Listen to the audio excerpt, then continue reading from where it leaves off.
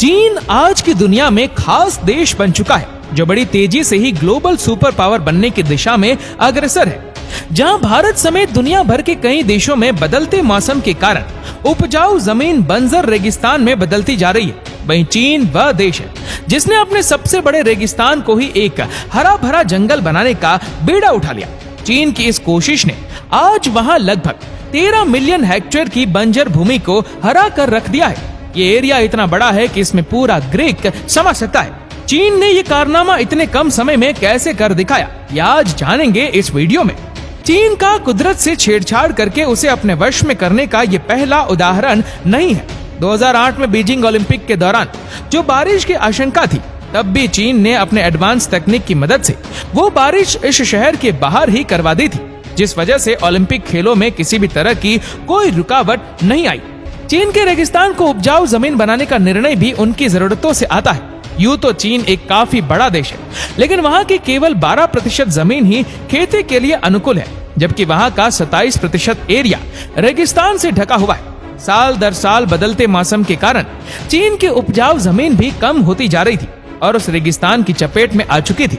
इसके अलावा रेगिस्तानी तूफानों के दौरान ये धूल उड़कर बीजिंग और अन्य कई शहरों में पहुंच जाती थी, जिससे सांस की बीमारियों के अलावा भी शहर के लोगों को कई तरह की परेशानी रहती थी। ये रेत पूरी की पूरी सड़कों को ढक दिया करती थी, साथ ही साथ कई खेतों को भी नुकसान पहुंचाती थी, जिस वजह से कई फसलें नष्ट हो जाती थी। गंभीर चिंतन के बाद साल 1979 में चीन ने कहा बस अब और नहीं, और लॉन्च कर दिया अपना the great green wall project. चीन का ज्यादातर रेगिस्तानी इलाका उत्तर में होने की वजह से इसे आधिकारिक रूप से 3 नॉर्थ शेल्टर फॉरेस्ट प्रोग्राम नाम दिया गया। चीन ने अपने देश के हर 11 साल या उससे बड़े नागरिक से सालाना 34 पेड़ लगाने के लिए कहा। साथ ही लोकल किसान और बाकी परिवारों को इस काम में सहयोग देने के लिए पैसों की पेशकश भी की। इसके अलावा चीन को अपनी खेती के तरीकों पर भरोसा तो हमेशा से ही था। 12% उपजाऊ जमीन होने के बावजूद भी चीन का खेती उत्पादन चीन में सबसे ज्यादा था, जिसके पीछे उनकी ड्रिप इरिगेशन और अन्य तकनीकें भी थी। इस काम को करने के लिए सबसे पहले कतार में लोकल पेड़ और घास को उगाया जाता था। उसके बाद अगली कतार में कुछ इस तरह के छोटे पौधे उगाए जाते थे, जो बेहद कम पानी में भी अपना गुजारा कर सकते, और आखिरी कतार में चिनार के पेड़ लगाए जाते थे।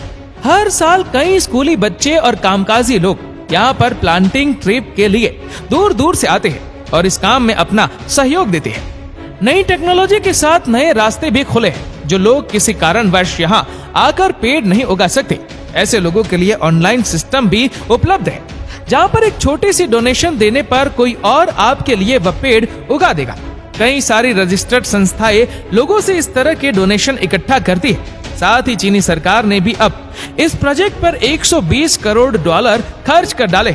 चीन ने 2050 तक पूरे देश के जंगली इलाकों को 5% से बढ़ाकर 15% का लक्ष्य अपने सामने रखा है, जिसके परिणाम भी सामने आने लगे। चीन आज जितना पेड़ उगाता है, उतनी बाकी की पूरी दुनिया मिलकर भी नहीं उगा पाती।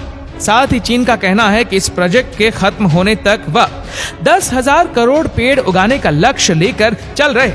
उत्तरी चीन में आज 13% हिस्सा ऐसे ही पेड़ों से कवर्ड है, और सूखे रेगिस्तान में अब कई नेशनल पार्क खुलने लगे हैं। पर हर सिक्के के 2 पहलू होते हैं, और वो कहते हैं ना कि दूर से तो हर जंगल हरा भरा ही दिखता है। जहां दुनिया भर में चीन के इस नायाब कोशिश की तो तारीफ हो रही है, वहीं कुछ विशेषज्ञ इस पर अपनी चिंता भी जाहिर कर रहे हैं। इसमें पहली परेशानी है चीन का एक ही तरह के पेड़ उगाना।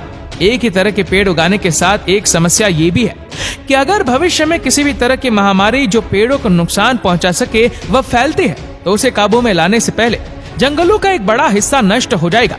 सन 2000 में चीन के निंगशिया इलाके में फैली ऐसी एक बीमारी ने 100 करोड़ चिनार के पेड़ों को एक झटके में नष्ट कर दिया था। चीनी सरकार को दुनिया भर के कई विशेषज्ञों ने सुझाव दिया है कि वो जमीन पर अलग अलग तरह के पेड़ उगाए, ताकि उनकी ये कोशिश किसी ऐसी आपदा में बर्बाद ना हो। हाल ही में आए एक सैंड स्टॉर्म ने इन जंगलों के कई हिस्सों को नुकसान पहुंचा दिया। ये सब चीज एक बड़ी समस्या के रूप में चीन के सामने है।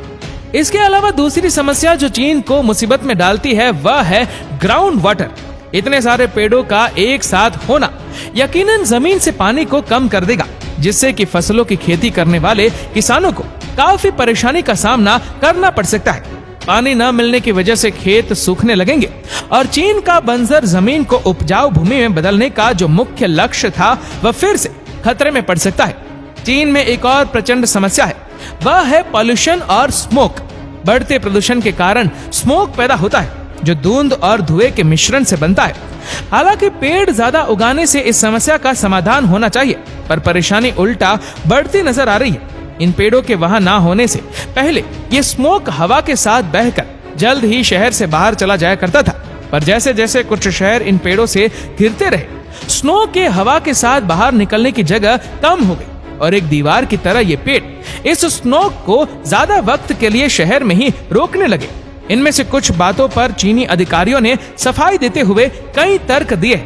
चीन का कहना है कि पेड़ों की लंबाई इतनी ज्यादा नहीं होती कि उनके ऊपर की हवा स्वतंत्र ढंग से चल सकती है, इसलिए आगे परेशानी नहीं बनेगा। साथ ही एक तरह के पेड़ उगाने वाली बात से जोड़ते हुए उन्होंने कहा कि माना कि हम एक तरह के पेड़ ज्यादा लगा रहे, लेकिन हम ऐसे पेड़ उगा रहे हैं जो ज्यादा कार्बन डाइऑक्साइड और बाकी हानिकारक गैसों को एब्जॉर्ब कर सकते हैं और लॉन्ग टर्म में ये पॉल्यूशन को खत्म करने में ज्यादा प्रभावशाली रहेंगे। खैर, इस पर आखिरी फैसला लेना चीनी सरकार का काम है, लेकिन हम ये जरूर कह सकते हैं कि चीन ने ये जिम्मा अपने सर उठाकर दुनिया के सामने एक मिसाल पेश की है और चीन से प्रेरित होकर कई देशों को इस दिशा में कदम उठाने चाहिए। आपका इस बारे में क्या कहना है, कमेंट में जरूर बताएं। और अगर आपको ये वीडियो अच्छा लगा हो तो इस वीडियो को लाइक करेगा, शेयर करेगा ज्यादा से ज्यादा लोगों तक, और ऐसी ही और भी रोचक जानकारियों के लिए सब्सक्राइब करें हमारे YouTube चैनल को और Facebook पर फॉलो करें हमारे पेज को। धन्यवाद।